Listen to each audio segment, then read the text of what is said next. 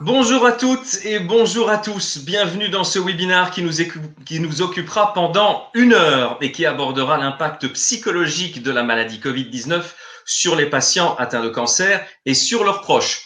Pour ceux qui ne me connaissent pas, je m'appelle Patrice Goldberg, je suis rédacteur en chef et présentateur de l'émission Matière Grise à la RTBF. J'aurai le plaisir de modérer ce webinaire. Je me chargerai aussi de relayer vos questions à nos orateurs. Vous les voyez en principe, ces orateurs. Si nous sommes aujourd'hui réunis, c'est à la suite du succès du premier webinaire interassociatif qui a eu lieu fin avril, pendant lequel il y avait 2 professeurs, 2 médecins qui sont ici avec nous aujourd'hui, le professeur Doyen et le professeur De Wilde. Eh bien, elles avaient répondu à de nombreuses interrogations de patients sur l'impact de la maladie Covid-19 sur les cancers, en particulier hématologiques. Alors, il a semblé nécessaire, d'une part, d'élargir les réflexions à tous les patients du cancer, et d'autre part, d'aborder un autre volet tout aussi important de la crise que nous vivons, à savoir, bien entendu, l'impact psychologique sur les patients et sur leurs proches. Alors, on sait que les patients doivent souvent affronter un parcours difficile. On sait qu'avec ce parcours difficile, il y a eu cette crise qui est venue s'ajouter avec des conséquences multiples, notamment sur le plan mental. Dès lors, il était important d'avoir avec nous des spécialistes de la santé mentale, notamment une oncopsychologue et un coach mental, mais également des médecins qui sont en première ligne forcément avec les patients. Nous aurons aussi le point de vue du terrain, le contact hors hôpital est lui aussi très important, vous le savez bien sûr. Nous en parlerons avec la directrice de l'association Ressources. Enfin, un petit mot sur les coulisses de ce webinaire. Il a été développé à l'initiative de Takeda, en particulier Muriel Mignolet et Swat Khaled, qui ont été brillantes, je peux vous l'assurer, vous pouvez me faire confiance de ce côté-là. Le tout en étroite collaboration avec l'association MIMU, avec l'association Action Lymphome Wallonie-Bruxelles, donc ALWB, avec l'association Ressources et bien entendu avec l'association La Fondation Même contre le cancer, que nous remercions infiniment pour leur engagement. Je vais maintenant vous présenter chacun des intervenants en commençant par les aspects psy, bien entendu, à commencer par Madame Martine Devos. Vous êtes oncopsychologue dans le service d'hématologie clinique du CHU de Liège. Vous avez suivi de près cette crise Covid-19 aux côtés de patients qui forcément sont en besoin de soutien psychologique. Bonjour, bonjour Madame Devos, merci pour votre présence. Bonjour Monsieur Goldberg et bonjour à tous et à toutes. Voilà, après Madame DeVos, nous avons Monsieur Laurent Maure. Vous êtes coach mental et aussi consultant fatigue dans les maladies chroniques au CHU de Liège, dans le département de gastro-entérologie, donc du professeur Louis. Vous allez tenter de répondre à la question principale du jour, à savoir comment préserver son équilibre mental et mieux vivre cette crise au quotidien. Bonjour Monsieur Maure et bienvenue à vous. Bonjour Monsieur Goldberg, bonjour à toutes et à tous, je suis ravi d'être parmi vous ce soir. Et je pense que tout le monde est ravi d'avoir Madame DeVos et Monsieur Maure, mais il n'y a pas que ça. Laurent Maure et Martine DeVos aborderont les impacts psychologiques de cette crise sous le regard bienveillant de 2 médecins et pas n'importe lesquels, 2 visages bien connus. D'abord, le professeur Chantal Doyen. Vous êtes hématologue au CHU-UCL Namur, site Godin, c'est important, et vous êtes très impliqué dans l'association MIMU. Bonjour, professeur Doyen. Bonjour, Monsieur Goldberg, bonjour tout le monde. Et ensuite, à côté de vous, vous avez le professeur, nous avons tous la chance d'avoir le professeur Virginie De Wilde. Vous êtes la directrice du service d'hématologie à Erasme et vous êtes très impliquée dans une autre association qui est Action Lymphome Wallonie-Bruxelles. Bonjour professeur De Wilde, merci bonjour également pour votre présence. Voilà, la 5e participante, c'est Madame Jannick Nicodème. Elle est kinésithérapeute de formation, ancienne patiente et directrice de l'association Ressources. C'est la première maison de ressourcement et d'accompagnement global à Bruxelles pour tous les patients qui sont touchés par le cancer, quelle que soit sa forme et quel que soit l'hôpital où ils sont traités. Bonjour et merci d'être parmi nous. Bonjour, je suis enchantée d'être là. Bonjour à tous. Enfin, une personne que vous ne voyez pas à l'écran, mais qui vous sera indispensable en cas de problème technique, c'est Christophe. Vous pourrez faire appel à lui via le chat. Alors, en dessous de l'écran à droite, il y a un espace où vous pourrez chatter avec lui et vous pourrez aussi poser vos questions. Remarque importante d'un point de vue pratique. Attention, en cette période de coronavirus, il y a beaucoup de personnes qui sont actives sur Internet en même temps. Et donc, il y a certains serveurs qui peuvent arriver à saturation. ça peut avoir pour effet une certaine distorsion de l'image, une distorsion du sens. Ça peut donc arriver, dans ce cas, il peut être utile de faire ce qu'on appelle un refresh en cliquant sur la petite flèche en cercle, un petit peu qui se trouve généralement en haut et à gauche de l'écran. Alors, je l'ai dit tout à l'heure, il y a un chat, donc chacun de vous peut poser des questions. Ça se fait en tapant dans la case du chat en bas à droite. N'oubliez pas, quand vous avez mis une question, de cliquer ensuite sur « Envoyer », bien entendu. Alors voilà, nous sommes fin prêts. Juste une toute dernière chose avant de donner la parole à Laurent Moore, qui ouvrira le bal. Nous avons une petite surprise pour vous. 2 personnes ont tenu à vous adresser un message vidéo. Magnéto, Serge. Bonjour à tous, je suis très ravie d'être là aujourd'hui avec vous. Comme vous le savez, cette crise a changé nos vies, a eu un impact sur la vie de tout le monde, mais surtout sur celle des patients qui viennent d'être diagnostiqués d'un cancer pendant cette crise. Dans la prise en charge d'un patient, la dimension psychologique est très importante et c'est pour cela que nous espérons aujourd'hui que les réponses de nos intervenants, que je remercie, vous apporteront du soutien et pourront ainsi vous donner des éléments pour mieux faire face à cette preuve du point de vue psychologique. Au nom des membres de Action Lymphome Wallonie-Bruxelles, je souhaite vous dire que vous n'êtes pas seul face à la maladie. Nous avons tous vécu la maladie. Nous sommes tous des anciens patients et des patients en traitement. Et nous serons ravis d'échanger avec vous en toute bienveillance, de vous soutenir et de partager notre parcours et vous transmettre surtout un message positif et d'espoir. Que vous soyez un patient, un ancien patient ou un proche, n'hésitez pas à rejoindre notre groupe de soutien Facebook et à visiter notre page. Et si vous souhaitez vous joindre à nous en tant que bénévole, nous serons ravis de vous accueillir. Action Lymphome Wallonie-Bruxelles est là pour vous soutenir et vous accompagner. Nous sommes tous unis face au lymphome. Je vous remercie et je vous souhaite un très bon webinaire. À bientôt. Bonjour à tous. Si nous sommes réunis aujourd'hui par vidéo, c'est parce que cette pandémie nous a tous bousculés. Elle a et est source d'inquiétude, de questions sur le plan médical, mais aussi de difficultés psychologiques. Et nous espérons que vous trouverez aujourd'hui réponse à un maximum de vos questions grâce à l'expertise de nos orateurs et qu'ils vous apporteront un peu de réconfort, mais surtout que vous vous sentirez soutenus et moins seuls. Au nom de notre association, je souhaite la bienvenue à tous nos membres que je remercie pour leur engagement, mais également à tous les autres qui nous regardent ce soir. À vous qui n'êtes pas encore membre du MIMU, si vous êtes touché par un myélome, que vous avez été diagnostiqué pendant cette période difficile de la crise Covid-19 et que vous vous sentez seul, avez un besoin de soutien, que vous souhaitez partager votre expérience, nous sommes là. Rejoignez le MIMU.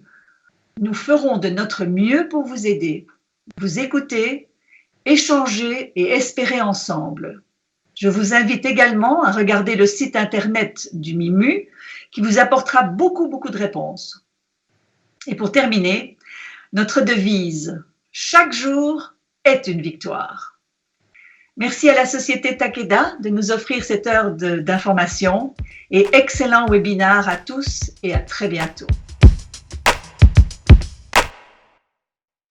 Impeccable, voilà. Et si vous n'êtes pas encore membre d'une association, eh bien, c'est peut-être le moment, quelle que soit l'association que vous allez décider dans laquelle vous allez décider d'entrer. Maintenant, on va justement, nous, entrer dans le vif du sujet. Dans le contexte du déconfinement partiel, que vivent les patients aujourd'hui, actuellement? Comment peut-on analyser la situation d'un point de vue mental et psychologique? Eh bien, nous allons avoir toute une série de réponses de la part du coach mental, Laurent Moore. C'est à vous. Bien, merci beaucoup, Monsieur Goldberg. En effet, nous pouvons mettre en évidence un certain nombre de constats. Mais avant de brosser ce tableau, si vous le permettez, je vous propose de participer à un petit sondage qui va nous permettre en temps réel de photographier votre degré d'anxiété. Donc, normalement, vous devez voir apparaître sur votre écran, voilà une question très simple. Aujourd'hui, presque 3 semaines après le début du déconfinement, diriez-vous que vous êtes anxieux? Êtes-vous tout à fait d'accord, sans avis, pas d'accord ou pas du tout d'accord? Allez-y, participez au sondage, c'est totalement anonyme et ça nourrira notre conversation, notre discussion ultérieurement. Alors, en effet, on peut tirer un certain nombre de constats. Je pense qu'il y a un premier constat qu'on peut mettre en évidence. Je pense sincèrement que le cancer et le Covid présentent des similitudes dans leur approche. Alors, qu'est-ce que j'entends par similitude? Il y a une première similitude, à mon sens, c'est la question du pourquoi. Pourquoi est-ce que ça me tombe dessus? Pourquoi est-ce qu'à un moment donné, cela m'arrive? Une deuxième similitude, c'est la question du choc lors de la confrontation. Lorsque vous avez été confronté au diagnostic, vous vous êtes sans doute rendu compte, à un moment donné, que lors de cette confrontation, vous vous êtes rendu compte que la confrontation était terrible, d'accord? Et donc, face à ce choc de la confrontation, le Covid, on a vécu exactement la même situation.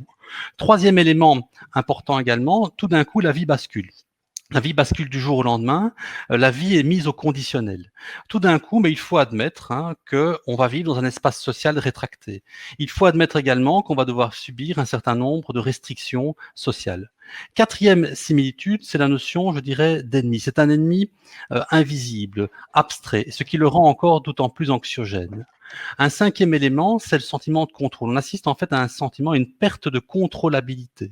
Donc l'être humain aime par-dessus tout contrôler les choses, avoir une maîtrise sur les choses. Et ici, on est confronté à une situation où on ne parvient pas, où on ne maîtrise pas la situation.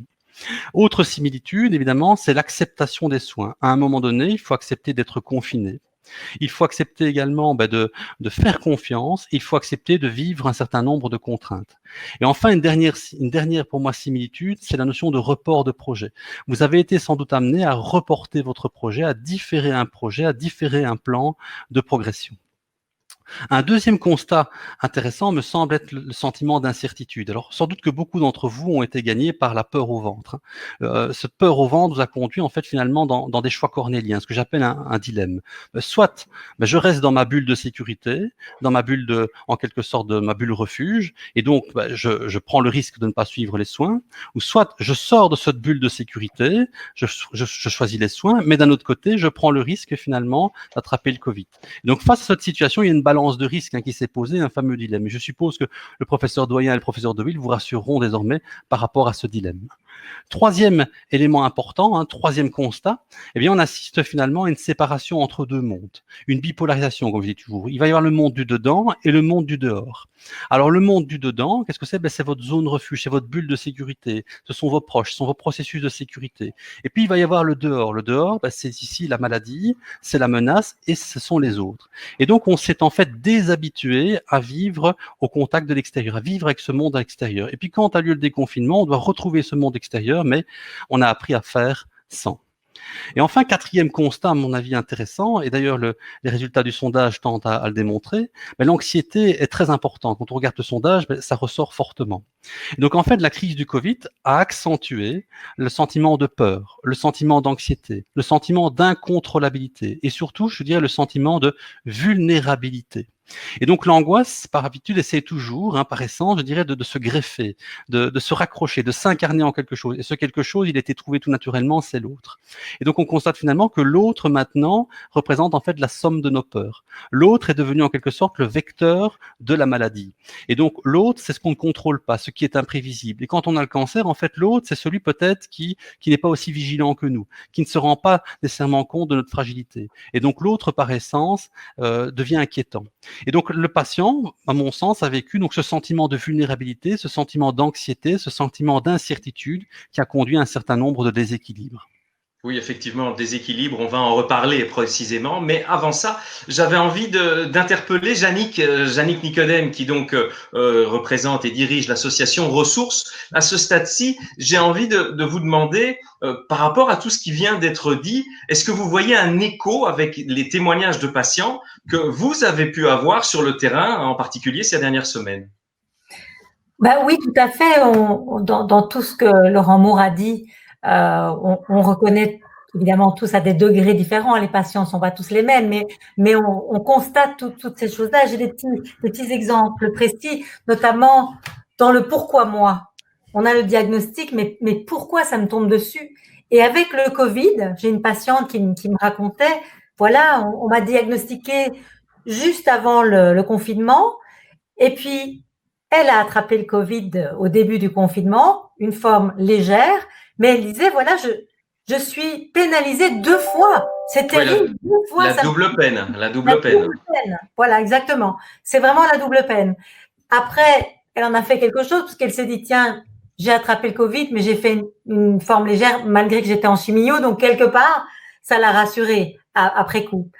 D'une autre façon, cette inquiétude par rapport au traitement, est-ce que je vais à l'hôpital, est-ce que je vais être plus fragilisée parce que je suis en traitement, et je me rappelle du fils d'une patiente qui voulait absolument que sa mère arrête les traitements, qu'elle n'aille plus à l'hôpital parce que elle allait attraper le Covid à l'hôpital ou elle allait être fragilisée par sa chimio. C'est le fils qui avait peur pour sa mère. Oui, donc c'est le fils qui avait peur pour sa mère, et donc là vraiment il y avait quelque chose d'irraisonné. Il a fallu vraiment que toute l'équipe médicale et paramédicale explique et tranquillise. L'anxiété étant descendue, la dame a continué sa chimio, le proche était rassuré, et donc ça s'est fait comme ça, mais ça demandait vraiment un accompagnement très présent pour diminuer ces anxiétés. Et je terminerai par une chose que vous avez dit tout à l'heure, Laurent, c'est le côté, quand on a eu un cancer, on se sent un peu différent de celui qui n'a pas eu le cancer. Parce qu'effectivement, est-ce qu'on est vraiment bien compris de l'autre? Il est bienveillant, il essaye, mais il n'a pas eu un cancer. Donc, il ne se ressent pas dans sa chair qu'est-ce que c'est avoir un cancer. Et donc, je me rappelle de cette patiente qui me disait, voilà, mon mari, pendant le confinement, lui, il a continué à travailler, à voir beaucoup de gens, il a un métier à risque. Ben, moi, j'ai plus envie de dormir avec lui parce que j'ai peur d'attraper si jamais lui, il a le Covid. Et le mari, lui, n'a pas bien compris ça, il a mal vécu. Donc, ça rajoute des tensions. Voilà, c'est ça que je voulais dire.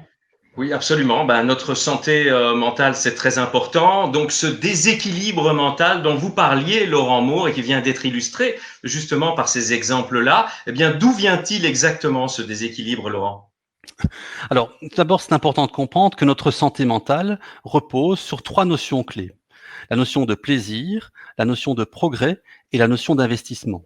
Le plaisir, ce sont toutes ces choses qui colorent votre vie. Ce sont toutes ces petites choses qui remplissent, je dirais, le réservoir d'énergie, le réservoir de bonheur. Ça peut être voir vos petits-enfants, voir vos enfants, une activité couture, de la lecture. C'est toutes ces choses, finalement, qui apportent du bonheur.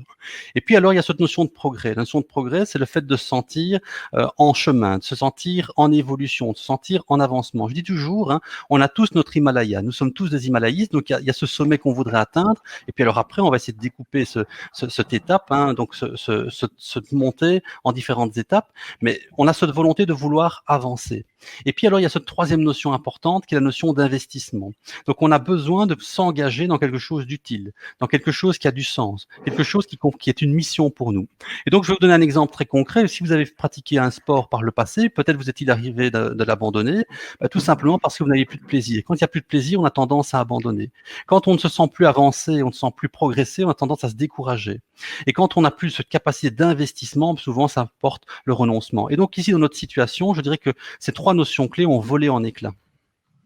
Ok, merci beaucoup. Madame Martine Devos, je me tourne vers vous maintenant. À votre avis, l'équilibre mental, donc de votre point de vue, donc au psy, est-ce qu'il repose aussi sur d'autres notions que celles qui viennent d'être évoquées? Autrement dit, pensez-vous que l'équilibre mental des patients a été davantage perturbé aussi en raison de cette crise? Et de manière extrêmement concrète, est-ce que vous avez dû mettre en place quelque chose de particulier pour pouvoir répondre, vous, à cette problématique? Alors, je vais commencer par vous répondre en disant, est-ce que le Covid a davantage touché ou affecté les patients? Alors, oui, il les a touchés, mais je pense peut-être pas forcément beaucoup plus que dans la population générale. Et les personnes qui ont eu une détresse émotionnelle, c'était peut-être des personnes qui étaient déjà fragilisées avant la crise du Covid. Avons-nous dû mettre des choses spécifiques en place?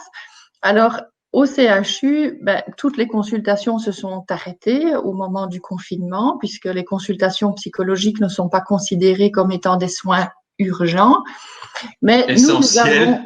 Essentiels, oui. Mais nous avons maintenu des consultations par téléphone avec les patients. Ça, c'est quelque chose qui était vraiment inédit. Jamais les psychologues n'avaient été confrontés à cette rupture de contact et de consultation physique avec les patients. Et finalement, ça a quand même bien fonctionné. Les patients ont adhéré. Ça a été plus difficile pour les nouvelles demandes. Donc, les patients avec lesquels nous n'avions jamais eu de rencontre en vis-à-vis, c'était plus difficile de créer le lien. Mais une fois que le lien avait été créé, ça s'est bien passé. Au début, les personnes ont dit « Oh, mais ça va aller », mais quand on a vu que le confinement se prolongeait, ben, tout compte fait, on est quand même demandeur. Avec le déconfinement, dans un premier temps, en effet, les personnes continuaient un peu à redouter de venir à l'hôpital et disaient « Je préfère continuer les consultations par téléphone », mais ça n'a pas duré longtemps. Une quinzaine de jours et les personnes ont vu que ça se déconfinait de plus en plus. Je pense ont quand même été rassurées par rapport à toutes les mesures prises à l'hôpital. Et maintenant, la majorité des consultations en vis-à-vis ont repris. Ok, alors, merci. Là, pardon. J'aurais envie d'ajouter quelque chose au allez-y. triangle dont M. Mor a parlé. Oui, il y a une chose que j'aimerais ajouter, peut-être qui va quand même avoir un impact important sur le fait qu'on va avoir un déséquilibre mental ou pas, c'est les capacités d'adaptation qu'ont les personnes, les ressources qu'elles ont en elles. Ça, c'est peut-être la chose que je trouve qui manquait un tout petit peu à ce modèle. Si je dois utiliser une image, c'est un peu comme une boîte à outils que chacun a. Si je tombe en panne de voiture et que dans ma mallette, je n'ai qu'un seul tournevis, je ne vais pas pouvoir réparer beaucoup de pannes. Si dans ma boîte à outils, j'ai la panoplie complète du garagiste, je vais pouvoir réparer beaucoup plus de pannes. Cette boîte à outils, on l'enrichit au fil de notre vie, au fil de nos expériences. Mais ceci dit, là, j'ai envie de souligner quand même l'intérêt et l'importance des associations de patients, parce que pouvoir échanger avec des personnes qui ont vécu la même chose que moi et qui sont confrontées à la même chose que moi va vraiment permettre d'enrichir éventuellement sa boîte à outils. Donc, comme le disait Madame tout à l'heure, on peut être très bien entouré quand on a un cancer par ses proches, mais néanmoins se sentir seul parce qu'en effet, les personnes qui sont autour de moi ne vivent pas la maladie. Et pouvoir partager avec des gens qui ont un parcours similaire peut vraiment enrichir ses ressources. C'est le cas de le dire, ces ressources, bien évidemment. Bien joué. J'imagine que vous êtes évidemment d'accord, Laurent, et que vous allez pouvoir développer un petit peu tout ça quant à ce déséquilibre et qui se traduit en pratique dans la vie des patients. Comment, avec votre fameux modèle enrichi avec ce que vient de dire Martine De Vos. En effet. Mais très concrètement, les sources de plaisir sont taries. Donc, les sources de plaisir, ça peut être la pratique d'une activité sociale, une activité même sportive, voir ses petits-enfants, voir ses enfants, des activités extérieures, etc. Et donc, face à cette situation, il faut trouver des alternatives. Ce qui est essentiel à mon sens, c'est toujours de rester actif. De rester actif, je dis toujours, il faut muscler son intériorité. Muscler son intériorité en développant son imagination. Il y a une image que j'emploie souvent aussi. Je dis, il ne faut pas tuer le temps, il faut ressusciter le temps. C'est une image que j'aime bien employer également. Et donc, il faut toujours tenter de réactiver ses sources de plaisir. Deuxième élément important, la capacité, je dirais plutôt le plan de progression a été interrompu. Donc, vous avez peut-être conçu un trajet, un plan de progression, et celui-ci a été interrompu. C'est capital de rester en projet, comme je dis toujours. Donc, c'est pas grave de différer. Là, je rejoins Madame De Vos, c'est tout à fait correct. C'est pas grave de différer. C'est pas grave à un moment donné de découper en sous-étapes. Et on y va pas à pas, petit pas par petit pas, en fonction de ses ressources. Et enfin, je dirais ce dernier élément, donc la capacité d'investissement également a chuté fortement. Et donc, on a vu apparaître toute une série de mouvements. Vous vous souvenez, les gens applaudissaient à 20h le soir. On a vu des gens commencer à fabriquer des masques même pour le personnel soignant, etc. Mais ça répond en fait à cela. À un moment donné, les gens ont voulu se sentir utiles, retrouver du sens, être en fait dans une mission. Ils sont en train de développer ce qu'on appelle nous le système de gratitude. Et donc ici, en fait, ce qui est essentiel, c'est de maintenir cet équilibre entre ces trois notions. J'aurai sans doute l'occasion d'y revenir plus tard. Mais c'est vrai que le déséquilibre a eu un certain nombre de conséquences. Ces conséquences, on va y revenir, mais avant, j'ai envie de m'adresser aux professeurs doyens et aux professeurs de Wild qui sont là, comme je le disais tout à l'heure, très bienveillants à l'écoute de tout ça et qui ont leur point de vue de médecin. Est-ce que vous, de part et d'autre, est-ce que vous avez perçu une anxiété accrue dans le chef de vos patients? Et si oui, sous quelle forme? Peut-être le professeur doyen pour commencer? Oui, certainement, il y avait une anxiété très accrue, même si au niveau de l'hôpital de jour, donc les gens qui avaient des traitements, la plupart sont venus normalement. Il y avait un système de sécurité à l'hôpital de jour, mais l'hôpital de jour s'est jamais arrêté. Sur le plan quantitatif, il n'y a pas eu moins de gens? En termes d'hôpital de jour et de chimio intraveineuse, etc., on a maintenu à peu près l'activité habituelle. On a retardé les consultations qui pouvaient être retardées, les traitements oraux, on a donné plusieurs boîtes pour que les gens ne doivent pas venir. Et c'est vrai ce que disait Madame De Vos, les gens avaient très très peur de revenir et depuis qu'on peut avoir plus que 4 personnes dans sa bulle, les gens ont moins peur de l'hôpital. Et c'est vrai qu'à l'hôpital, la sécurité est parfaitement assurée pour l'instant. Nous, on a encore un tri à l'entrée avec prise de température et tout. Et il y a quand même encore le deuxième check après. Donc ça, et je crois que les gens n'ont pas l'air très très inquiets maintenant. Ça a fort changé en 15 jours, 3 semaines. Très bien. On va en reparler tout à l'heure hein, de la situation présente. Ici, la question peut-être pour le professeur De Wilde, donc la même. Est-ce que vous avez ressenti et perçu cette anxiété énorme du côté de vos patients? Et si cette anxiété s'est manifestée, c'était sous quelle forme? Alors, moi, je serais plutôt d'accord avec Madame De Vos, c'est-à-dire que on n'a pas forcément toujours ressenti une anxiété supérieure pour les patients. C'était pour l'ensemble de la population, ce qui est tout à fait inédit. Et il y avait aussi une anxiété majeure dans l'entourage des patients, dans les familles, dans l'entourage et dans toute une partie de personnes qui d'habitude sont supportives et qui là ne savaient plus tellement bien comment s'y prendre.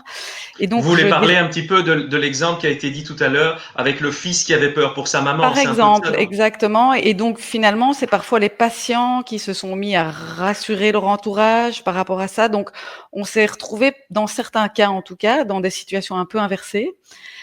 Parce qu'il y a certains patients cancéreux qui ont déjà fait cet effort d'adaptation finalement depuis un certain temps, et donc je dirais que c'était très très variable et que malheureusement, comme souvent, cette situation a mis en évidence des fragilités là où elles sont, et donc des patients qui étaient adaptables avant restaient plutôt adaptables, et puis d'autres qui avaient plus de fragilité étaient plus anxieux. Mais ce qui était particulier, c'est surtout l'aspect très anxiogène pour l'entièreté de l'entourage, et ça ne s'était vraiment jamais vu, à ma connaissance. Oui, et puis après, la gestion est individuelle, comme vous l'avez très bien dit, Martine De Vos. C'est une question de caisse à outils et de boîte à outils. Chacun en a une plus grande ou une plus petite boîte à outils, je parle de ça. Et donc, on peut l'enrichir au fil des années. J'en reviens à Laurent Moore, ce fameux déséquilibre qui a eu de nombreuses conséquences. Quelles sont les conséquences, pas seulement qu'il y a eu une conséquence, mais a généralement d'ailleurs une conséquence. Quelles sont justement ces conséquences, Laurent Moore? Alors, à mon avis, on peut mettre en évidence au moins 3 ou 4 conséquences. Une première conséquence, c'est une forme de détresse psychologique. Je reviens sur ce que les professeurs De Wilde et le professeur Doyen viennent de dire. Donc, le stress s'est mué en anxiété. Et j'ai tendance à dire que l'angoisse attire l'angoisse. Les scénarios négatifs créent de nouveaux scénarios négatifs. Et donc ici, pour vous donner une image très simple, moi je dis toujours au début, vous avez arpenté un petit sentier de montagne, le petit sentier du berger, c'était le sentier de l'anxiété. À force de l'avoir parcouru, ce sentier est devenu un chemin. Et puis ce chemin est devenu une route. Et puis cette route est devenue une grande route. Et puis elle est devenue finalement une autoroute. Et puis alors après, on peut imaginer toutes les métaphores possibles. Mais donc c'est ça qui est important de comprendre, c'est que l'anxiété génère l'anxiété. Et je dis que l'anxiété devient problématique quand elle déborde. C'est-à-dire quand à un moment, elle fait émerger des pensées anticipatoires négatives. Et donc, par rapport à ça, moi, je dis toujours 2 aspects. Autant l'angoisse génère l'angoisse, autant également la sérénité génère la sérénité. Et deuxième élément important également, tous ces scénarios catastrophes ne sont jamais que des scénarios parmi une infinité d'autres scénarios. Deuxième conséquence, à mon avis, très importante également, c'est la perte en qualité de sommeil, donc une altération du sommeil. Alors, on sait que la sédentarité est un ennemi. Par rapport à cela, revenir sur 2-3 clés également très importantes. La première clé, c'est toujours de conserver son rituel de sommeil, cette routine du sommeil. Alors ça, évidemment, c'est un travail que vous menez peut-être avec des associations, avec le psychologue, etc. Mais c'est vraiment avoir son rituel par rapport à l'alimentation, par rapport aux heures du coucher, etc. Et je donne toujours une image très parlante. La routine, c'est ça dont vous parlez un petit peu, la routine. Tout à fait. Oui. C'est l'image du train. Voilà. Je dis toujours, c'est l'image du train. Et donc, cette image du train, oui. Voilà, il ne faut pas rater le train. Donc je dis le train arrive toujours un petit peu en avance, un petit peu en retard, mais il faut monter dans le train. Et si vous ratez votre correspondance, ben, parfois le train ne se représente que 2 heures, 3 heures, 4 heures plus tard, ou parfois il ne se représente pas du tout parce qu'il y a parfois il y a plus de train de nuit. Et donc c'est vraiment important donc de comprendre cette notion. Et une deuxième notion importante dans la question du sommeil, c'est que souvent on ne trouve pas le sommeil parce qu'on s'endort avec un flux d'informations. Votre pensée en fait est embrouillée par toutes les pensées qui arrivent au moment du sommeil, et notamment des pensées anxieuses ici. Moi je donne toujours 2 petites clés. Je suppose que Madame De Vos dispose également de clés un peu comparables. Mais je dis toujours, il faut fermer des portes. Et c'est très physique. Hein. Je dis, il faut fermer des portes avant de se mettre au lit. Je dis, voilà, c'est pour demain. Je ferme la porte maintenant et je me retrouve dans mon espace refuge. Ou une autre image que je donne, c'est avoir un petit carnet. Dans ce carnet-là, je dis toujours, vous mettez toutes les sources de plaisir de la journée, tous vos kiffs en quelque sorte. Vous mettez les 2-3 actions à réaliser le lendemain et vous mettez surtout toutes ces inquiétudes, tout ce qui pour le moment est dans votre esprit. Et à un moment donné, on referme le livre et je le mets dans une autre pièce. C'est très physique, hein, donc je referme le livre. Et donc, d'une certaine manière, je me reconstitue mon espace refuge et je m'accorde un temps refuge également avant de dormir. Ça peut être un temps de respiration, un temps de méditation, ce que vous voulez, mais un temps en tout cas où je me recentre sur moi-même. Et alors, troisième conséquence, à mon avis, c'est une perte de confiance. Perte de confiance en soi, perte de confiance dans les autres, hein, je l'ai expliqué, je pense, au début. Parfois, perte de confiance également dans le système de santé. Et donc, cette perte de confiance, il y a une relation de confiance, en tout cas, à reconstruire. Et enfin, dernière conséquence, alors ça, c'est mon dada, et j'espère que M. Goldberg, nous aurons l'occasion d'en rediscuter tout à l'heure, c'est la fatigue. Alors simplement la fatigue, il faut distinguer à mon sens la fatigue que vous vivez dans des périodes actives, hein, quand la maladie est très active, et là-dessus j'ai pas trop de prise tout simplement parce que c'est une réaction de défense du corps, un peu comme la fièvre. Alors il y a une deuxième situation, c'est des fatigues chroniques récurrentes qui viennent notamment en phase de rémission, là on a davantage de prise, et puis alors il y a une troisième forme de fatigue qui est apparue, c'est ce qu'on appelle le syndrome de la fatigue à distance, donc lié également à cette charge mentale très importante, hein, avec cet embouteillage de la pensée, de telle sorte finalement qu'il y a eu une explosion, à mon sens, hein, de la charge mentale. Alors, je vous promets une chose, c'est qu'on va reparler de la fatigue. Je sais que c'est votre dada, et donc c'est promis. Dans quelques minutes, on parlera peut-être encore plus en long et en large des aspects fatigue, je vous le promets. Mais en attendant, permettez-moi de réagir ici pour demander à Madame De Vos, Martine De Vos, s'il vous plaît, une réaction par rapport justement à ces aspects qui viennent d'être développés. Comment travaille-t-on sur ces questions en période de crise? D'abord, la crise, on va dire, du confinement. Et puis, quelque part, la crise du déconfinement partiel. Parce qu'il y a des gens qui vivaient mieux le confinement que le déconfinement, paradoxalement. Oui, en effet, parce que moi, j'ai eu comme témoignage de patients, particulièrement les patients hémato, qui finalement, pendant le confinement, disaient tout le monde vit un peu comme moi, parce que les personnes qui sont en traitement, elles doivent prendre toutes ces précautions finalement, porter un masque, ne pas aller là où il y a beaucoup de monde, ne pas faire la bise, ne pas serrer la main, bien se laver les mains. Enfin, tout ça, c'est les consignes que nos patients hémato ont. Moi, je travaille beaucoup avec les patients greffés aussi, donc les greffés encore davantage. Et finalement, ils me disaient, tout le monde vit comme moi, donc je me sens un peu moins différent des autres. D'ailleurs, on blaguait parfois avec les patients qui étaient à l'unité stérile à ce moment-là. Je disais, vous avez vu, toute la Belgique vous accompagne dans votre confinement. Donc, pour certains, ça a été finalement plus facile. J'étais moins différent. Et de toute façon, en effet, à la maison, j'étais à l'abri. Par rapport au sentiment de contrôle que M. Mort a évoqué tout à l'heure, c'est quand même une manière de pouvoir contrôler le fait d'être infecté ou pas. Si je reste à la maison et que je respecte les consignes, je peux quand même relativement contrôler le fait de me faire infecter ou pas. Alors maintenant que le déconfinement arrive, en effet, certaines personnes sont plus anxieuses à l'idée de sortir, mais comme je disais tout à l'heure, quand même, c'est pas une proportion non plus énorme qui n'arrive pas à sortir de chez lui. Les personnes continuent à prendre ces précautions en hématologie et nous n'avons pas de stratégie particulière en tant que psychologue que les stratégies qu'on utilise habituellement pour aider les personnes qui souffrent de troubles anxieux. Ok, merci pour cet éclairage complémentaire, Martine De Vos. J'en reviens à Laurent Moore. Qu'entend-on exactement par charge mentale? Vous avez beaucoup parlé de charge mentale juste avant l'intervention de Martine De Vos. On sait que pour beaucoup de patients, la charge mentale a explosé, maladie, organisation de la maison, enfants, etc., etc. Pourriez-vous préciser cette notion, je dirais? Mais sans vous en rendre compte, votre charge mentale a considérablement augmenté. Alors, j'ai pour tendance de définir la charge mentale comme le fait de porter le poids des responsabilités. J'ai donné une image tout à fait compréhensible pour ceux qui viennent de Bruxelles. C'est l'image des embouteillages. À un moment donné, l'embouteillage, tout le monde, un grand nombre de personnes veulent se rendre au même endroit au même moment. Il y a un goulot d'étranglement, il n'y a rien à faire, on ne parvient plus à avancer. Eh bien, c'est un petit peu la même chose qui se passe dans notre situation ici. Il y a toute une série de flux d'informations, donc une anxiété par rapport à sa propre maladie, anxiété par rapport au Covid, anxiété par rapport à ses proches, une anxiété, ça peut être une anxiété professionnelle, ça peut être une anxiété financière, mais tout ce flux d'informations arrive dans le goulot et donc on a une superposition de pensées. En fait, le livre ne se referme plus, comme je dis toujours, et ça a un coût psychologique très important. En fait, ce qui est arrivé, c'est que le lieu de vie, d'accord, est devenu un peu le lieu de tout, où tout se passait. Et donc, par rapport à ça, mais il y a des principes toujours très importants à respecter. Ce qui est vraiment important, c'est qu'il n'y ait pas, c'est de maintenir des rituels de manière à ce que les choses ne vous envahissent pas. Deux, j'en ai parlé tantôt, c'est très important de préserver cet espace refuge dans la maison, cet endroit où on peut vraiment se retrouver et conserver également ce temps refuge. Bien entendu, également, les aidants peuvent être une ressource très importante pour gérer cette charge mentale. Alors, je vous confirme bien que le rôle de l'aidant est essentiel, justement, en raison des limitations d'accès dans les hôpitaux. Je pose la question au professeur Doyen et professeur De Wilt, ainsi qu'à Martine De Vos. Le mode de communication a-t-il été modifié pendant la crise?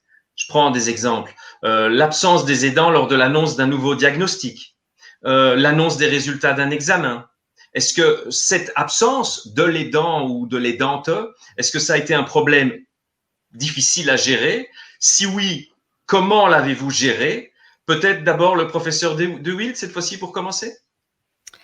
Alors oui, ça a été un grave problème. Je dirais qu'en hématologie, c'était même le principal problème parce que pour les cancers en général, on n'a pas vraiment vu de diminution du nombre d'hospitalisations puisque quand on a un cancer et qu'on doit être traité, on est hospitalisé malgré tout.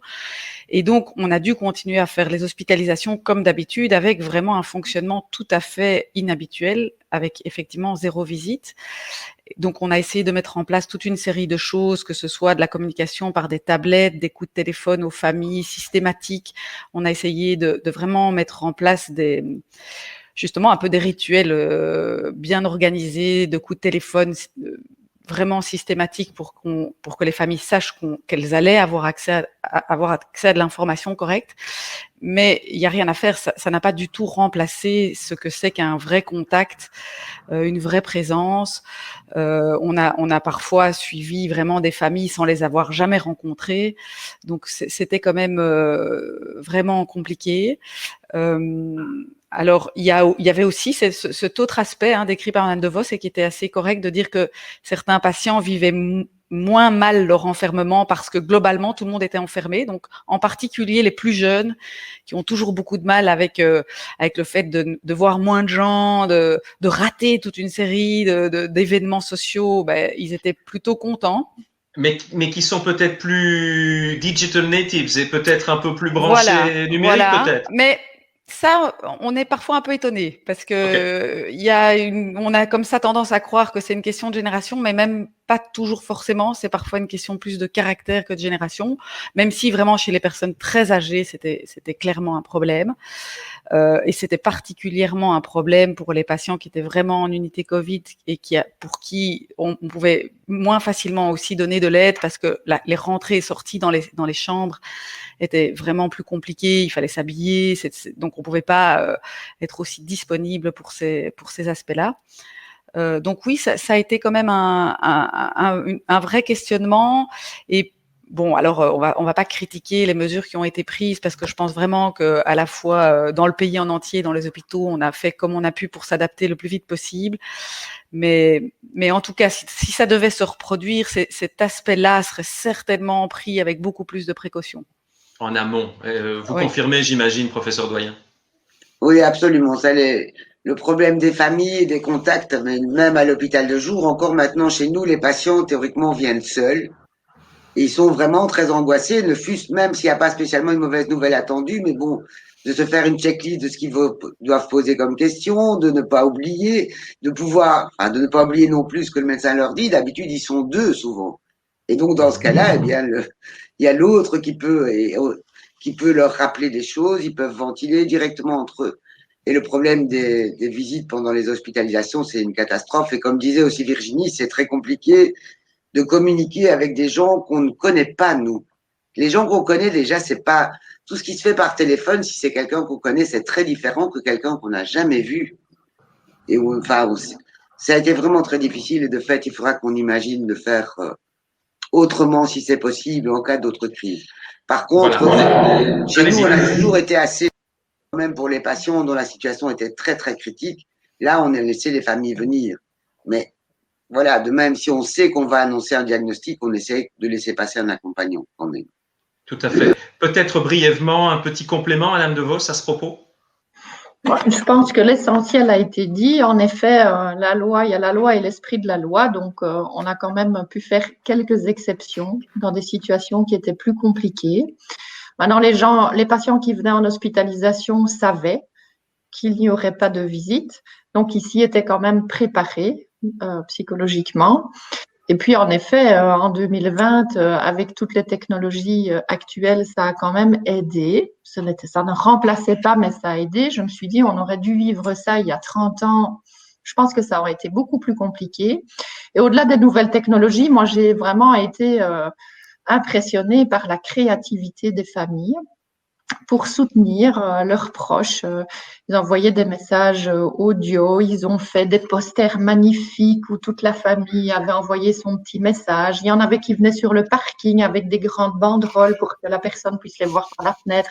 Enfin, il y a quand même eu plein d'initiatives parce que les gens sont très créatifs et quand même résilients. Et ça, je crois qu'il faut aussi insister quand même sur ce côté positif parce que on parle beaucoup de toute la détresse du poids, etc.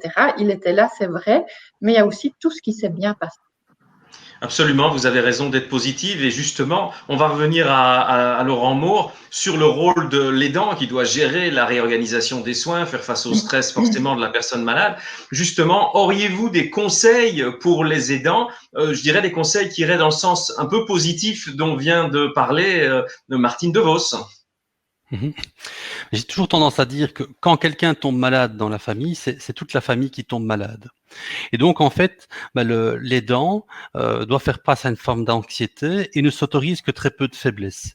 Donc, il faut accepter à un moment donné que vous n'y arriverez peut-être pas. Et ce n'est pas grave. Il faut accepter également parfois que vous ne pouvez pas tout contrôler. Je dis toujours, il faut accepter aussi parfois que aucun mot ne sera le bon. Il faut accepter parfois d'être à court d'arguments. Et ça, à mon avis, c'est très très important de se dire quand on est à court d'arguments ou quand aucun mot n'est le bon, ce qui est essentiel à mon avis, c'est de nourrir le lien. C'est d'entretenir le lien. Donc ça peut être comme on l'a dit tantôt, une présence, un sourire, c'est une affiche, c'est un petit geste, mais qui permet de cultiver, d'entretenir le lien. Les associations sont également très présentes, elles peuvent apporter une aide très précieuse. Et je terminerai toujours par donner une image pour qu'on comprenne bien, à mon sens, le rôle de l'aidant. Quand vous prenez l'avion, quand on vous explique un petit peu le mode de fonctionnement, notamment l'utilisation des masques à oxygène, et on vous dit toujours quand le masque à oxygène arrive, ce qu'il faut, c'est d'abord mettre le masque à oxygène sur la personne, je dirais, la plus costaud, pour qu'il puisse ensuite apporter une aide aux personnes les plus vulnérables. Et donc c'est pour moi très important de prendre conscience de ça. Donc il faut être solide aussi pour pouvoir apporter une aide aux plus vulnérables. Merci beaucoup. Je me tourne maintenant vers Yannick Nicodème. Avez-vous le sentiment que les patients aient davantage le besoin de se tourner vers les associations maintenant? Alors en fait, je dirais que ça s'est passé en plusieurs phases. Il y avait, avant le confinement, beaucoup de questionnements, on ne savait pas trop, c'est une grippe, c'est quoi, enfin voilà. Donc là, on était présent, c'est-à-dire qu'on est une maison d'accompagnement, on fait des activités où on se voit physiquement. Donc les patients peuvent venir, les proches, mais c'est pas simplement des groupes de parole. On va faire, comme vous disiez, des activités. Voilà, des activités pour être vraiment dans les choses positives. On va apprendre à gérer son stress en faisant du yoga ou de la sophro. On va faire bouger son corps en faisant du qigong, etc. On va faire un atelier de cuisine. On est ensemble. On parle pas spécialement de la maladie, mais on fait des choses positives ensemble avec tous des gens qui vivent la même chose. Donc voilà. Mais au moment du confinement, on est tous confinés. La maison est fermée. Comme vous disiez tout à l'heure, les psychologues ne passent plus dans les chambres. On peut plus être avec son accompagnant. Donc, on s'est dit, on va être débordé de coups de fil. Non. Au début, en tout cas pour nous, je parle pour notre maison d'accompagnement, les 2 premières semaines, très peu de coups de fil.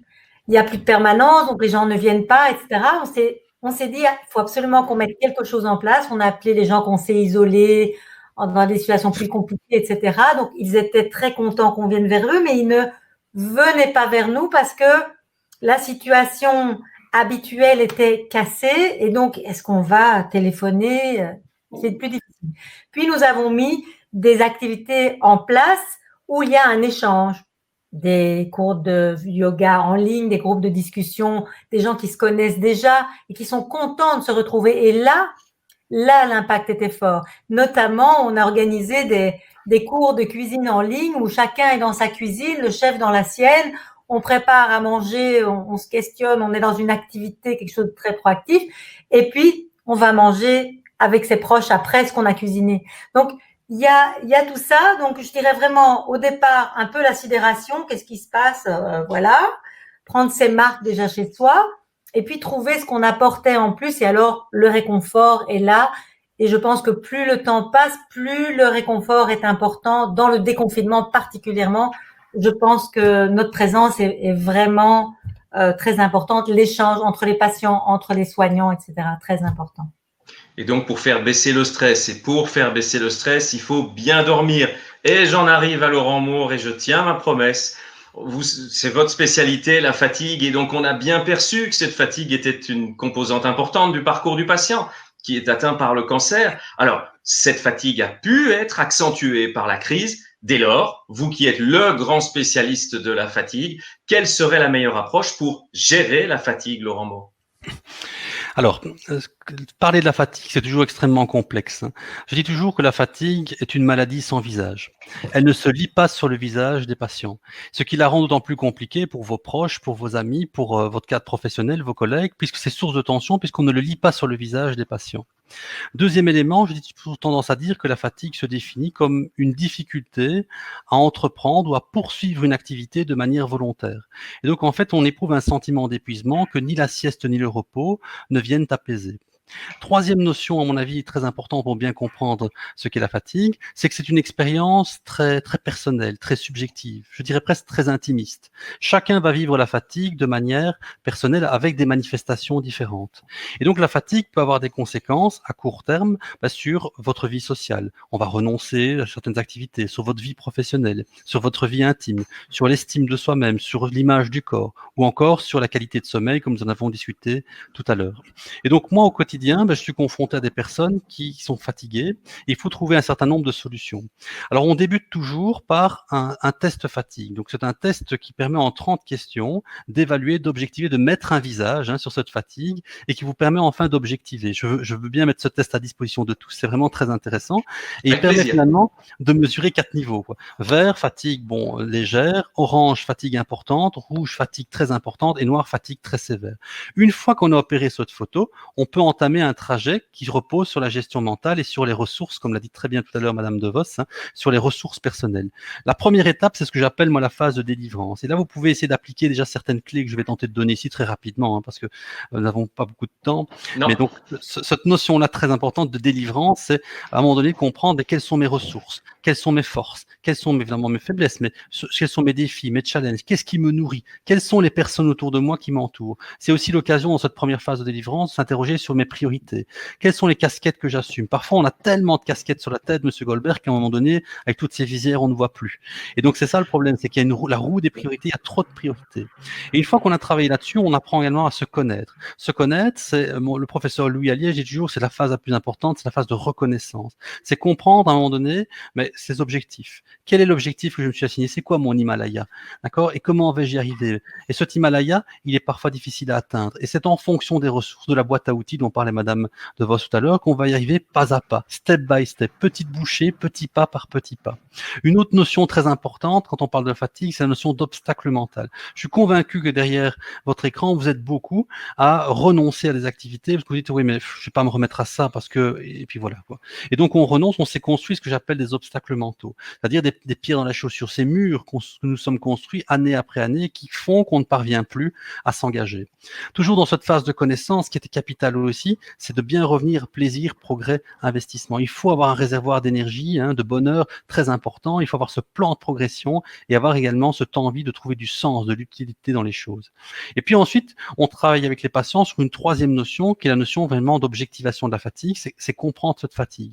Et comme je vous le disais tantôt, chacun a des manifestations différentes. Pour certains, c'est des manifestations physiques, donc les yeux rouges, des courbatures et autres, ou des manifestations comportementales, l'irritabilité, des manifestations également émotionnelles, ça peut être la vulnérabilité, des manifestations cognitives, perte de mémoire, perte de concentration. Et donc là, ce que j'essaie de faire, c'est de connecter. J'essaie de vous dire à un moment donné, vous avez vos différentes couleurs, votre degré de fatigue. Eh bien, par exemple, pour l'orange, voilà ce que je ressens. Pour le vert, voilà ce que je ressens. Donc, je connecte la fatigue à votre réalité. Ensuite, on poursuit ce travail donc sur la fatigue en comprenant bien en fait que la fatigue vous entraîne dans un cercle vicieux. Moi, je ne travaille pas sur la fatigue, je vous amène à trouver des solutions pour gérer votre fatigue au quotidien. Et donc, cette fatigue au quotidien, ce manque d'énergie, on dit toujours avec Madame De Vos que on a des images qui sont les mêmes. Elle, c'est l'image des jetons. On a des jetons sur une journée et moi, c'est le compteur à budget. Donc, on a une énergie limitée et cette énergie limitée fait à un moment donné qu'il faut l'utiliser de manière très intensive, en fonction des priorités. Et donc, je dis toujours, à ce moment-là, ce qui est important, c'est de comprendre que la fatigue entraîne des mauvaises habitudes qui elles-mêmes vont entraîner une perte de confiance, une perte de performance, une perte de valorisation, etc. Il faut rebasculer dans ce cercle vertueux où on retrouve un équilibre dans les activités. Une fois qu'on a cet équilibre, on retrouve des bonnes habitudes qui vont vous rapporter de la performance, sentiment d'utilité de nouveau, et puis la valorisation. Et enfin, dernier outil. Comment on tourne ce cercle vicieux en vertueux? C'est quoi la clé pour, vous savez, ça tourne dans le mauvais sens et puis pouf, on va le faire dans le bon sens. C'est quoi? En très peu de mots, parce qu'il est quand même déjà un peu tard, mais en très peu de mots, comment vous le retournez, ce cercle? Eh bien, c'est la recherche des équilibres.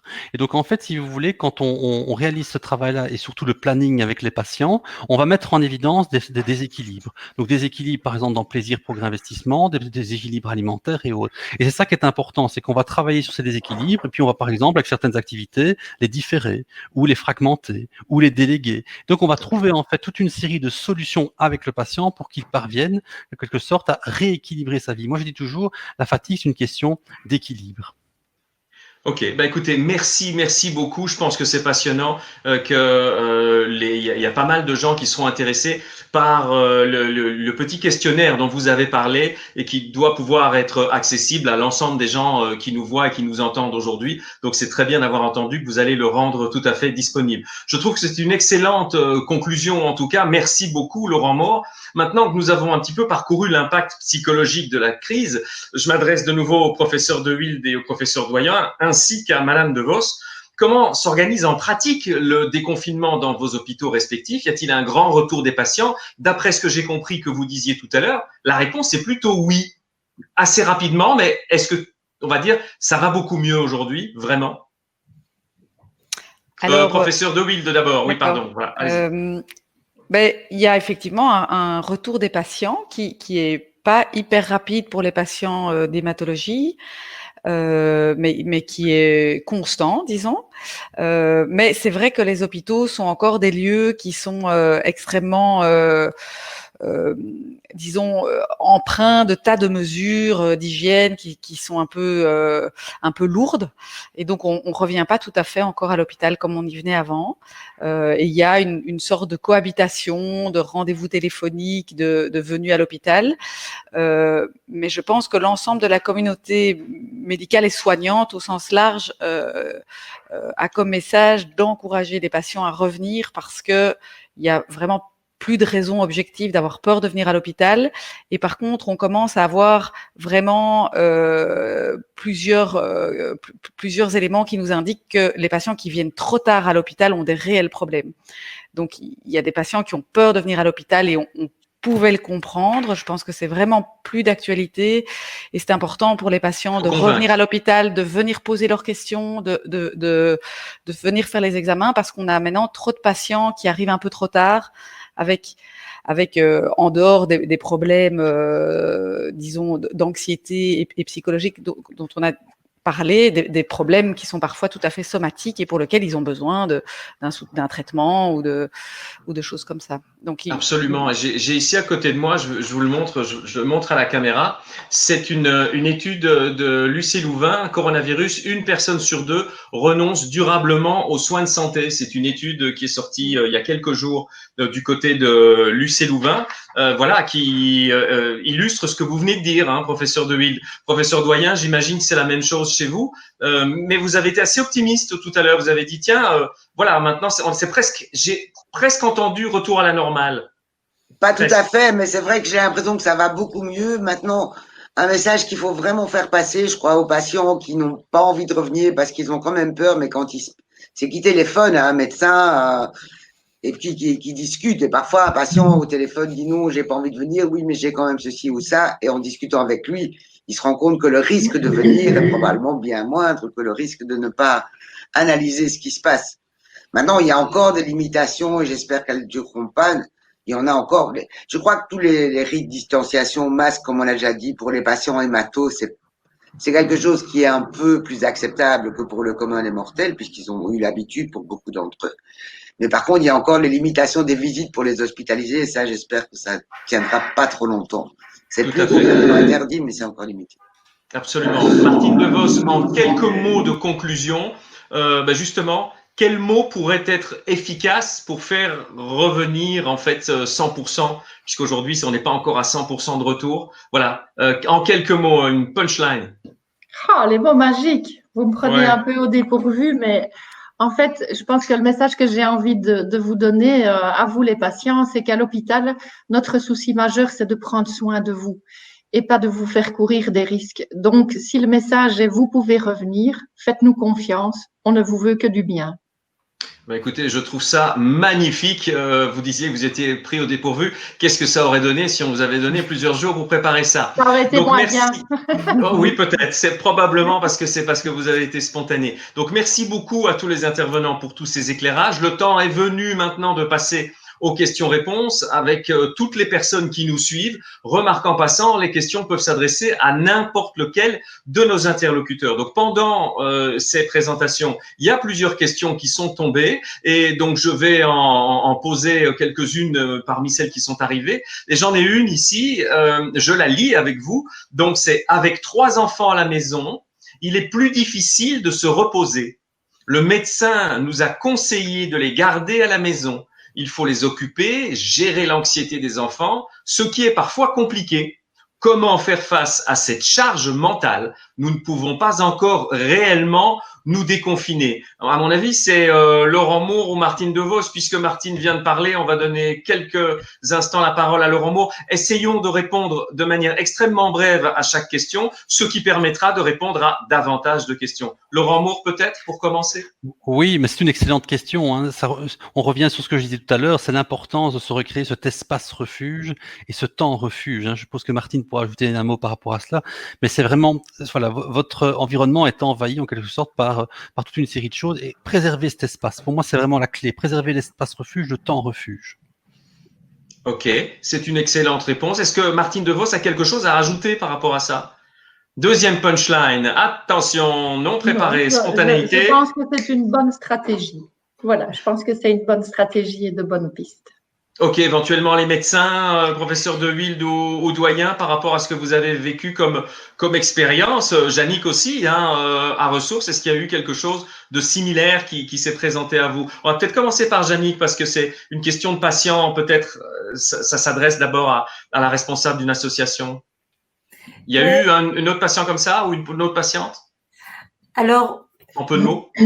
Oui, ce qui est important et on essaye de transmettre ça dans le cadre de l'association, c'est de se garder des plages pour soi. Donc, conserver, si on faisait 1 heure de yoga, faisons au moins 10 minutes, mais conserver des petites choses qui vous ressourcent. Réfléchir, qu'est-ce qui me donne de l'énergie et qu'est-ce qui me prend de l'énergie.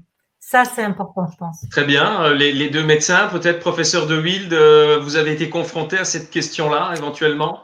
Alors, on a été beaucoup confrontés à cette question, surtout parce que le retour des enfants à l'école a posé pas mal de questions pour tout le monde, hein, en dehors des patients hématologiques, et que on n'a pas encore tout à fait toutes les réponses non plus médicales. Donc, on s'est retrouvé dans des zones un peu floues où les conseils à donner n'étaient pas basés sur des réelles connaissances scientifiques, ce qui est toujours inconfortable à la fois pour les patients et pour les soignants. Et donc, c'est vrai que dans un premier temps, il a été tout à fait conseillé de ne pas remettre les enfants des patients vraiment en chimiothérapie dans le milieu scolaire et qu'avec le peu de temps qui reste dans l'année scolaire, c'est devenu probablement le conseil, disons, le plus sécuritaire, même s'il était probablement un peu excessif. Mais donc, j'aurais tendance à dire que, en tout cas, c'est vrai que l'idée de garder des espaces et de se déculpabiliser d'espaces où en effet, on s'occupe pas des autres, et ça peut être l'un et l'autre, le masque à oxygène, conjoint, le masque à oxygène dont parlait Laurent. Bon. Eh bien, c'est vraiment ça l'idée. C'est ben oui, il y a des moments où on s'occupe pas de ses enfants quand on est atteint d'une maladie cancéreuse. Pourquoi ? Parce qu'on a souvent un objectif bien clair qui est de, dans un futur relativement proche, être là de nouveau pleinement pour ses enfants. Et donc, c'est un temps qu'il faut accepter. Et donc, voilà, j'espère pour cette personne qui a posé cette question qu'il y aura une deuxième phase où elle sera probablement plus disponible et surtout ne pas se culpabiliser avec des phases où on est moins disponible. Ça arrive à tout le monde, même sans cancer. Absolument. Je trouve que c'est une excellente conclusion. À moins que Chantal Doyen ait quelque chose à ajouter. Je trouve ça très bien aussi. J'aurais juste rajouté que dans les journées de confinement, une espèce d'organisation, mais dans laquelle justement il faut se laisser des places pour des bulles à soi, d'essayer de structurer un peu, c'était quand même important, je crois aussi. Mais justement, en laissant des places, des espaces pour soi-même. D'accord. Merci beaucoup. Juste, je signale à tout le monde qu'il est 19h01. De mon point de vue, j'ai aucun problème à continuer. Du point de vue, je pense, des orateurs et des oratrices, je pense qu'on peut encore poursuivre les extra time, comme on dit en football. Donc, on peut faire une petite prolongation. Je ne sais pas si sur le plan technique, jusqu'où ça peut aller, mais en tout cas, je propose de prendre encore quelques questions et d'essayer de répondre à ces questions. Et parmi celles que nous avons reçues, il y en a plusieurs, enfin même beaucoup, qui sont assez épatantes de la part de plein de personnes. On a pas mal parlé de fatigue, hein, c'est le dada de Laurent Maure. J'ai une question ici. Mon mari et mes enfants, que j'ai voulu protéger en minimisant mon cancer du sein, ne perçoivent pas vraiment ma fatigue. J'ai fait toute la radiothérapie seule pendant le Covid et je sens le contre-coup. Quel message faire passer à l'entourage pour être mieux soutenu ? Je me sens en fait assez seul. Laurent Maure, d'abord, hein, puisque ça parle de fatigue, et donc assez brièvement, évidemment, pour donner la place à d'autres questions, mais forcément, c'est une question qui va se poser aussi à Martine Devos. Enfin bref, aux 5, mais on va commencer par Laurent. Oui, donc tout d'abord, c'est un témoignage très touchant. Hein, il faut mettre en évidence ça. C'est une réalité pour beaucoup. Alors deux choses peut-être. Donc la première chose, je laisserai peut-être le soin à Martine de répondre par rapport au mode de communication à établir avec les enfants. Quant à la fatigue ici, mais malheureusement, on est confronté à une fatigue dans la phase active, dans une phase, comme je disais tantôt, la phase active de la maladie aussi. Et donc c'est très compliqué d'intervenir. Et je dirais que j'ai tendance à dire, la fatigue est une défense aussi naturelle d'une certaine manière. Donc c'est bien que ce genre de réponse n'est pas toujours bonne à entendre dans un premier temps, mais il faut comprendre que c'est très compliqué d'intervenir. Par contre, on va bientôt arriver dans une phase, et c'est ça le positif, dans une phase où on va pouvoir réintervenir, donc de nouveau en tentant d'abord d'objectiver cette fatigue, d'essayer de voir finalement quelles sont ses manifestations, et puis essayer de retrouver un certain nombre d'équilibres. Mais pour le moment, c'est souvent, et je suppose que le professeur Doyen le confirmeront, c'est souvent une réaction de défense du corps. Martine Devos, peut-être ? Peut-être le petit message que je voudrais faire passer, c'est qu'en effet, beaucoup de personnes veulent protéger leurs proches en ne disant pas, en ne se plaignant pas et en disant que tout va bien. Donc, ce qui va renforcer finalement.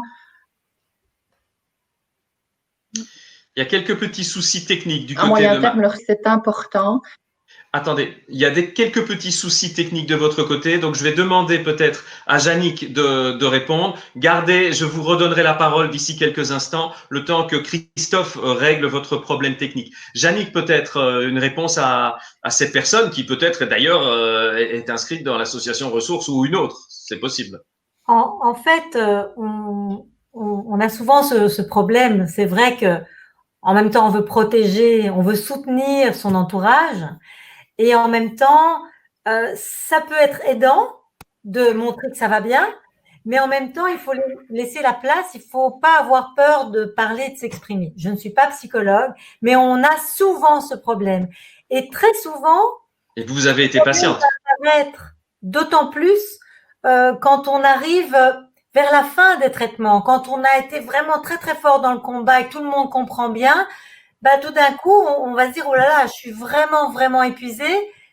Et toute la famille, les proches sont contents parce que c'est la fin des traitements où on est guéri. Donc, on va avoir cette situation qui se prête souvent et ça vaut la peine d'en parler à sa psychologue. Et justement, peut-être que Martine maintenant peut parler techniquement plus facilement. Voilà, on va retenter le coup du côté de Martine. Essayons, à mon avis, ça va aller. J'essaye. Est-ce que oui, vous m'entendez? je sens, ça va marcher. Ça va marcher? Mais je pense que Yannick, elle a quand même en partie dit ce que je voulais exprimer, c'est-à-dire que ce qui est important, c'est d'être cohérent entre ce qu'on ressent à l'intérieur et ce qu'on va exprimer aux autres. Sinon, ça renforce le sentiment de solitude. C'est vrai que c'est pas toujours facile, mais c'est sûr que la maladie, les médecins prennent tellement bien soin de leurs patients, ne laissent pas beaucoup de signes à l'extérieur. Et donc, on peut avoir une très bonne mine, mais quand même se sentir pas bien du tout à l'intérieur. Et c'est important de pouvoir le dire et d'être cohérent pour se sentir moins seul. Et c'est bien d'en parler à sa psy, mais c'est quand même bien de le dire à son entourage aussi. Tout à fait, et de ne pas hésiter. En parlant à sa psy, on va trouver les mots. Parce que le problème, c'est parfois arriver à dire ça, on va dire gentiment, pas arriver au stade de l'énervement et exploser en disant que personne ne comprend rien. Et ça peut aider, c'est pour ça que je parlais d'en parler à sa psy, sa coach, son prof de yoga, quelqu'un en tout cas. Ni paillasson, ni hérisson. C'est le principe de l'assertivité. Ouais. Absolument. Et je vois que le professeur Doyen opine du chef. Absolument. Je pense qu'effectivement, il faut pouvoir partager par rapport à son entourage ce qu'on ressent en fait. Et que peut-être, je me demandais d'abord, c'est vrai que la psy c'est bien, mais c'est vrai que la psy c'est souvent bien quand même pour trouver le moyen de le faire, comment en parler à mes enfants, comment dire à mon mari que c'est insupportable, qu'il croit que tout va bien, enfin, et ça je crois que c'est important. Ok, professeur Deville, il y a quelque chose à ajouter ou bien c'est juste top? Moi, j'ai juste envie de rajouter qu'il faut aussi comprendre qu'il y a différentes phases et qu'on peut faire des allers-retours dans ces phases. Donc, on n'est pas toujours de manière linéaire en train d'aller mieux ou en train d'aller moins bien. On peut avoir des différentes phases et donc ça reste important d'être en permanence à l'écoute de soi-même, à l'écoute des différentes possibilités en fonction des phases. On a beaucoup de patients, par exemple, qui n'ont pas spécialement besoin de psychologue au début, puis tout d'un coup, ils arrivent dans une autre phase et ils avaient dit non au début, et puis, alors c'est un peu à l'équipe soignante de proposer, mais donc il faut rester ouvert à l'idée qu'on aura peut-être besoin de personnes différentes dans l'équipe soignante tout au long de son parcours, et parfois même en on-off. Il y a des patients qui voient un psychologue 2-3 fois, puis ça va mieux, puis 6 mois plus tard. Donc, l'équipe soignante dans son entièreté reste disponible pour la maladie. Et d'ailleurs, dans une phase comme celle-ci, justement, c'est important de savoir qu'on peut avoir besoin de nouveau d'une équipe soignante qui était disponible avant. Impeccable. Ben, merci beaucoup. Toute dernière question. Je voudrais quand même vous la poser. Je l'ai ici. Les traitements anticancéreux pourrait-il avoir un impact bénéfique contre la maladie Covid-19? Effectivement, tout le monde dit, tiens, c'est quoi les traitements qui marchent? Peut-être que, tiens, j'ai de la chance, je suis en chimio. Bon, évidemment, je plaisante, forcément. J'essaye de le prendre avec un petit peu de recul, évidemment. Mais c'est vrai, la question est tout à fait pertinente quelque part. Est-ce qu'il y a quelque chose de bénéfique qui pourrait être mis en place? Voilà, les deux médecins, bien entendu. En tout cas, ce qui est pas faux, c'est de dire que même si on a encore beaucoup de méconnaissances sur cette maladie, on n'a pas noté spécifiquement que les patients en chimiothérapie allaient moins bien que les autres patients. Donc ça, c'est une première chose qui est notée. Alors on est un peu prudent, surtout en hématologie, parce que ce sont des cancers qui sont rares, donc on n'a pas encore suffisamment de recul, suffisamment de données pour être tout à fait sûr, mais en tout cas, on n'a pas un signal alarmant du tout. Et ça continue à être vrai au fur et à mesure des semaines. Et d'autre part, c'est vrai qu'il y a pas mal de traitements anticancéreux qui sont en fait anti-inflammatoires, et on sait que dans les formes graves de cette maladie, il y a quelque chose de très inflammatoire, et que donc il y a certains médicaments qui sont utilisés en cancérologie, qui sont utilisés pour ces patients qui présentent des formes vraiment très particulières et très inflammatoires, ce qui n'est pas le cas de tous les patients, hein. Mais donc dans certaines formes particulières, c'est vrai qu'on utilise des médicaments qui sont utilisés. Effectivement puissants, oui, qui luttent contre le fameux la tempête de cytokines, etc. L'emballement du système immunitaire, cette inflammation générale. Professeur Doyen, vous avez le même ressenti dans l'état actuel des connaissances, tout comme en rhumatologie ou quoi, ils ont aussi dit que finalement, alors qu'ils avaient eu très peur au départ parce qu'ils avaient des traitements immunosuppresseurs, finalement, il semblait pas y avoir d'effets délétères. Bon, un peu pareil chez nous. On a même dit que certains médicaments, c'est peut-être ça que la personne a vu, que certains médicaments, mais ça a été fait sur des très très petits nombres de patients. Il y a eu des publications sur 10 cas ou 6 cas hein, au début du Covid, avaient un effet protecteur. Bon, mais ça, il n'y a vraiment rien prouvé. Exactement. On a pas d'angoisse particulière. Il y a eu une petite coupure sur la conclusion de Chantal Doyen. Juste la dernière phrase de conclusion a été coupée.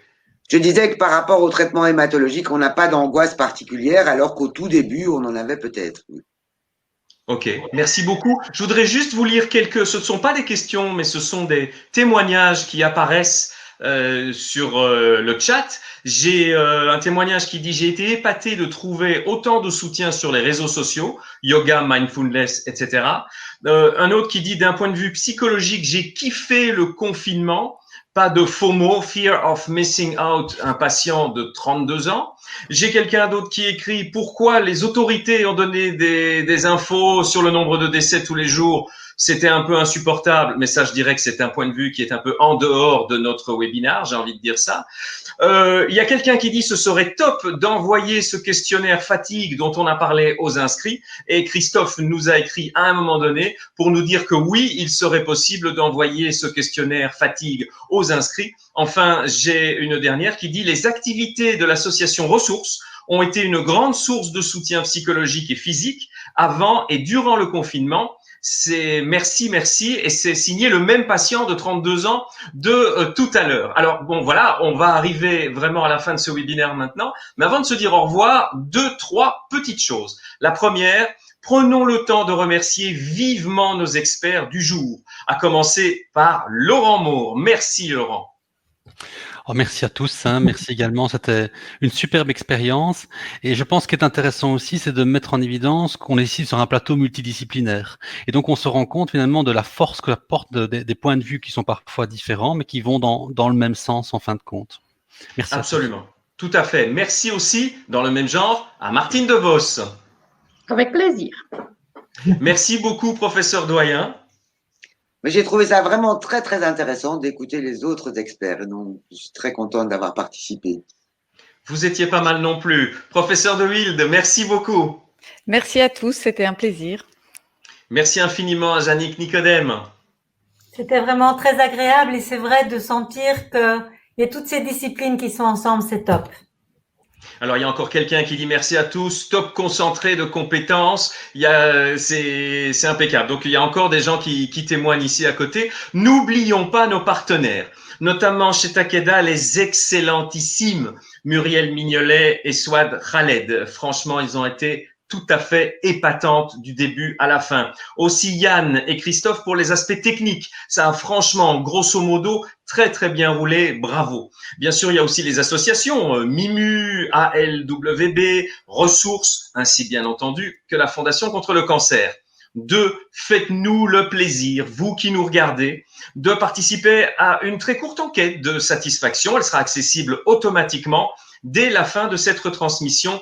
D'avance, merci. Enfin, sachez, et ça répond à quelqu'un qui nous écrit ici, sachez que ce webinaire sera visible en replay sur la page Medipédia et il sera partagé par les associations de patients, bien évidemment. Alors, est-il possible d'avoir l'enregistrement? C'est une question qui nous est posée. Bien sûr, je viens d'y répondre, c'était très bien. Merci à tous, vous avez été formidables, nous écrit encore quelqu'un d'autre. Voilà, c'est magnifique. Eh bien, écoutez, bonne soirée à tous, à très bientôt, j'espère. Et d'ici là, soyez heureux. Au revoir. Au revoir. Au revoir.